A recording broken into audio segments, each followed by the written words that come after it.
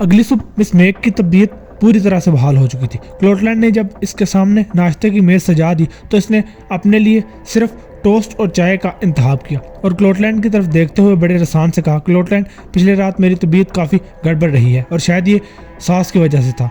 कबल इसके कि क्लोटलैंड जवाब में कुछ कहती, रेनी ने मामलात में दखल अंदाजी करते हुए कहा, मुझे तो पहले ही पता था।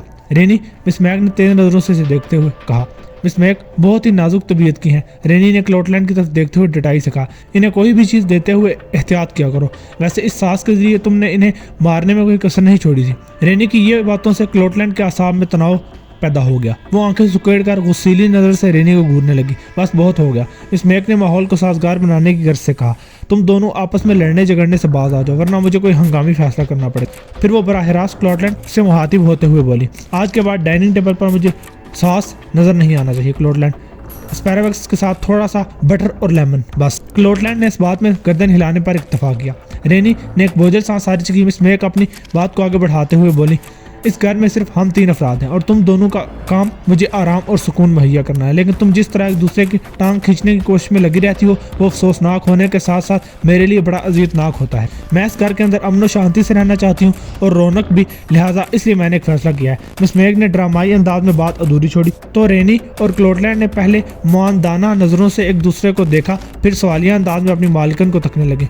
मैं इस घर की रवायात को ताज़ा, बल्कि बिल्कुल ताज़ा करना चाहती हूँ, मिस मैग ने ठहरे हुए लहजे में कहा। शानदार पार्टी इस घर का हासा रहा है, मगर कई सालों से ये तातुल का शिकार है।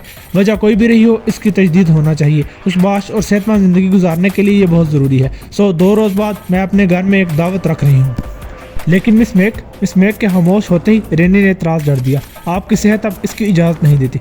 मैं ये सब अपनी सेहत को बेहतर बनाने के लिए ही तो कर रही हूँ। मिस मैग ने ठोस अंदाज में कहा, हमारा पहला खास मेहमान चार्ली कटलर होगा। चार्ली कटलर, रेनी ने दोहराया, और यानी आपका अटॉर्नी। हाँ, मुझे चार्ली से कुछ अहम बातें भी करना है, मिस मैग ने जवाब दिया। चार्ली के अलावा हमारे दोनों तरफ के हमसाए भी। मैंने इन लोगों को अरसा दराज से नहीं देखा। मेल मिलाप और गप्पियों का सिलसिला फिर से शुरू हो जाना चाहिए। जिंदगी का क्या भरोसा, किसी वक्त भी बुलावा आ सकता है। इंसान हजारों लाखों साल तो नहीं जी सकता ना। क्यों रेनी, मैं ठीक कह रही हूँ ना? रेनी ने आज से पहले मिस मैग को इस अंदाज में तबसरा करते हुए नहीं देखा था। अपनी मालकन के इस्तफसार पर कोई तबसरा करने की बजाय इसने इस बात में गर्दन हिलाते हुए कहा, बिल्कुल, कोई भी सदा जिंदा नहीं रह सकता। रेनी ने मिस मैग की बात का जवाब तो दे दिया, लेकिन वो अपनी मालकन के इस अंदाज पर खटक गई। इससे तो मिस मैग की दावत वाली बात ही हजम नहीं हो रही थी, ऊपर से चार्ली की आमद। रेनी का दिमाग बहुत दूर तक सोच रहा था, मिस मैग अपनी अटॉर्नी से क्या मशवरा करने वाली हैं? क्या इन बातों का ताल्लुक मिस मैग के मकान के हवाले से तो नहीं? क्या इसने अपनी विरासत के हवाले से कोई हतमी फैसला तो नहीं कर लिया? वगैरह वगैरह। ये और इस नोयत के दर्जनों सवालात रेनी की बेकरारी का बायस बन रहे थे। इससे ये मालूम नहीं था कि मिस मैग अपने अटॉर्नी चार्ली कटलर से करवाई जाने वाली वसीयत के मुताबिक ये घर और इसमें मौजूद हर शय पहले ही एक फलाही इदारे के नाम कर चुकी है। मिस मैग की आंख बंद होते ही इसकी तमाम तर जायदाद को वसीयत की रूह से मज़कूरा समाजी इदारे के पास चले जाना था। रेनी जो कि इस कड़वी हकीकत से वाकफियत नहीं रखती थी, इसलिए वो इसके सिवा हर जाविये में अपनी सोच के घोड़े दौड़ा रही थी। घोड़ा चाहे कितना भी सेहतमंद और तेज़ दौड़ने वाला क्यों ना हो, लेकिन अगर घुड़सवार के जहन में मंजिल का नामो निशान मौजूद ना हो तो वो हमेशा नाकामो नामुराद ही रहता है। अरसा दराज के बाद सही मगर रवायात को जिंदा रखने की गर्ज से मिस मैग ने एक बड़ा कदम उठाया था। इसके खानों की तारीफ हर कोई करता था। लोग अक्सर इससे इन लजीज डिशेस की रेसिपीज के बारे में पूछा करते थे, लेकिन वो मुस्कुरा कर टाल जाती।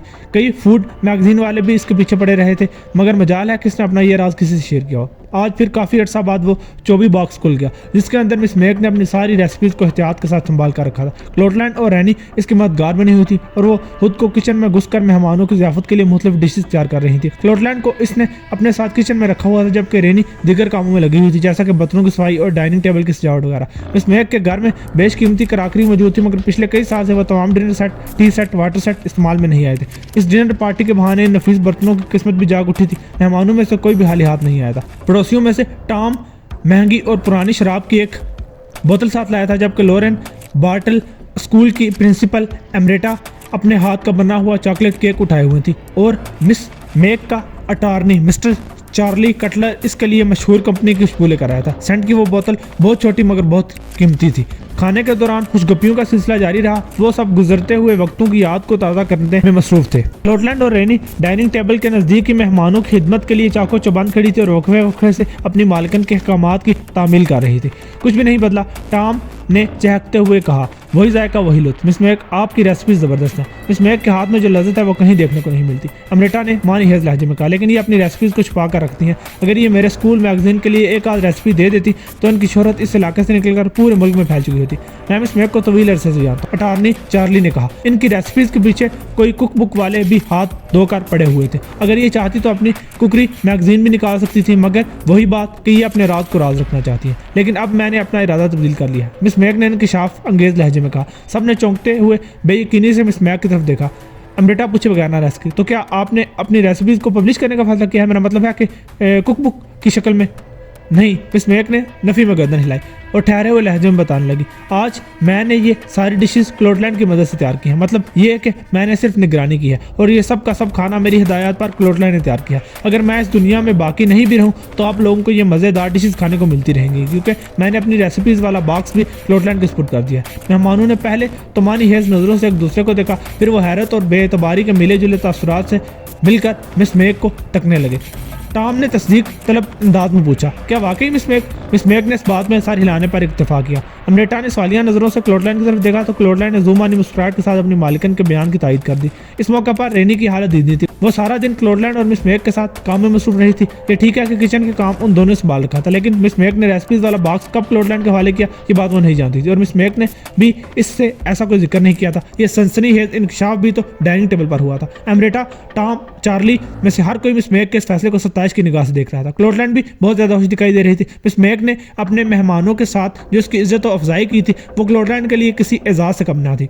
रेनी की जहनी कैफियत सबसे मुख्तलिफ थी। क्लोटलैंड से एक आग न बाती थी। पिछले 2 साल में इसने क्लोटलैंड को इस घर से निकलवाने के लिए अपना हर हरबा आजमा लिया था। हत्ता कि इस पर मुख्तलिफ चीज़ों की चोरी के इल्जामात के अलावा मिस मैक को सांस में जहर मिलाकर हलाक करने का इशू भी उठाया था, मगर मिस मैक ने क्लोटलैंड के खिलाफ कोई कार्रवाई न की और अब तो मिस मैक ने अपनी रेसिपीज़ वाला चोबी बॉक्स भी क्लोटलैंड को ही दे दिया था। बुढ़िया, ये तुमने ठीक नहीं किया। मिस मैक के लिए इसके दिल में पहली बार नफरत का जज्बा जागा। मैंने सारी ज़िंदगी तुम्हारी खिदमत की और तुम्हारी सारी अनायात का रूह इस जुम्मा 8 दिन आई हुई मामूली नौकरानी की तरफ है। मैं इस नाइंसाफ़ी को बर्दाश्त नहीं करूंगी। रेनी के दिमाग में इस वक्त एटमी धमाके हो रहे थे। ये ताबकारी इसके दिलो दिमाग को खा रही थी, मगर वो चुपचाप खड़ी थी। डिनर के बाद मेहमान एक एक करके रुखसत होने लगे। सबसे आखिर में मिस मैक का अटारनी मिस्टर चार्ली कटलर गया था। इसके जाने के बाद ही इसने स्टडी में बंद होकर मिस मैक से खुफिया मीटिंग भी की थी। इस दौरान में रेनी और क्लोटलैंड डाइनिंग टेबल पर ही बर्तन उठाने और बचा हुआ खाना संभालने में मसरूफ थी। रेनी ने क्लोटलैंड को इतना ज्यादा खुश पिछले 2 सालों में पहले कभी नहीं देखा। इस वक्त रेनी का ध्यान क्लोटलैंड पर नहीं बल्कि स्टडी पर लगा हुआ था और इसके दिमाग में सिर्फ यही सोच चल रही थी, कहीं मिस मैक अपने अटारनी से कोई वसीयत वगैरह तो नहीं तैयार करवा रही। अगली सुबह बड़ी हंगामा है और सनसनीखेज थी। पुलिस की गाड़ियां और एम्बुलेंस के सायरन्स वहां के मुकीनों के वक्त से पहले ही बेदार कर चुके थे। वो हड़बड़ाकर उठे और इन सायरन्स के शोर का सबब जाने के लिए अपने घरों से निकल खड़े हुए। सब का रूह एक घर की ही सिमत था और वो था मिस मैक का 2 मंजिला मकान। मकान के सामने हिलाल की शक्ल के ड्राइववे में एक एम्बुलेंस और एक पुलिस की गाड़ी खड़ी थी। सायरन की आवाज़ का महज यही गाड़ियां थी। देखते ही देखते वहां दर्जन भर अफराद जमा हो गए। हर कोई अपनी सोच के मुताबिक तबसरा कर रहा था। लगता है मिस मैक ने अपनी स्टडी में खुदकुशी कर ली है। वो कल रात डिनर के वक्त काफ़ी बदली हुई रह गई थी और डके छुपे अल्फाज में अपनी मौत का जिक्र भी किया था। जब इस दुनिया में बाकी नहीं रहूंगी तो इन्हें मज़े मज़े की डिशेस खाने को मिलती रहेंगी। तन्हाई बहुत बड़ा आज़ाब है। मिस मैक ने उम्र भर शादी ना की और मुलाजमाओं के सहारे वक्त को धक्का देती रही। भला ये भी कोई जिंदगी हुई?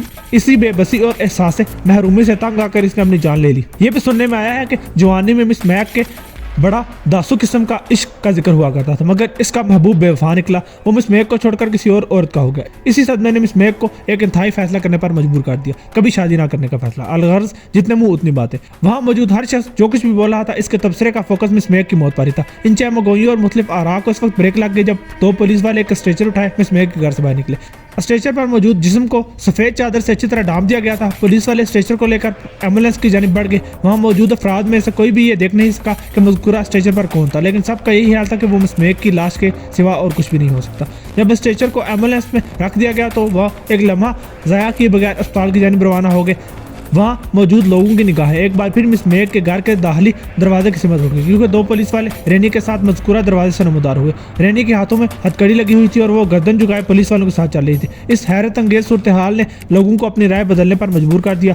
अब इनकी सोच का मिला जुला रुझान कुछ इस तरह से था। मिस मेग ने खुदकुशी नहीं की, बल्कि रेनी ने इसे मौत के घाट उतारा था, और इसका सबब रेसिपीज वाला चोबी बॉक्स, जिस पर रेनी अपना हक समझती थी, लेकिन मिस मेग ने वो बॉक्स क्लोटलैंड के हवाले कर दिया था। अब रेनी की बाकी जिंदगी जेल में गुजरेगी और मिस मेग की तमाम जायदाद क्लोटलैंड के हिस्से में आएगी। लोगों की यह सोच इस वक्त बातिल होगी जब उन्होंने मिस मेग को जिंदा सलामत घर से बाहर निकलते हुए देखा। इसके पहलू में एक पुलिस ऑफिसर भी था। मिस मेग ने वहां जमा लोगों पर तायराना नजर डाली। इनमें से बहुत सौ को वो जानती तक नहीं थी। पुलिस ऑफिसर ने मजमा की तरफ देखते हुए कहा, मुझे मिस मेग का बयान कलमबंद करना है। इस मौका पर पड़ोसियों में से किसी का मौजूद रहना जरूरी है। तुम में से कोई एक अंदर आ जाए। लोरेन बार्टल स्कूल की प्रिंसिपल अमरेटा ने पहल की।